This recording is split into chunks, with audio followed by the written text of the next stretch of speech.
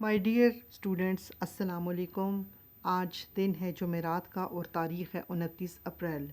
آج کے home work میں ہم سبق حادثہ کے سوال نمبر 1، 4 اور 5 کریں گے، جو کہ صفحہ نمبر 30 پر ہے۔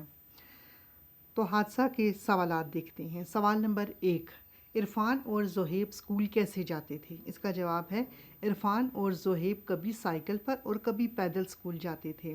سوال نمبر 4، عرفان نے کیا شرارت کی جس سے اسے بہت نقصان ہوا؟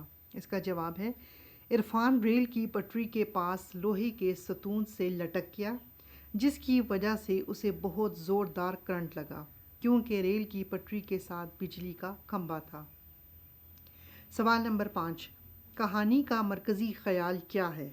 جواب، اس کہانی میں یہ اخلاقی سبق دیا گیا ہے کہ ہمیں ایسی شرارت نہیں کرنی چاہیے جس سے ہمیں کوئی نقصان اٹھانا پڑے، کیونکہ بعض شرارتوں کی وجہ سے انسان اپنی جان بھی گنوا دیتا ہے۔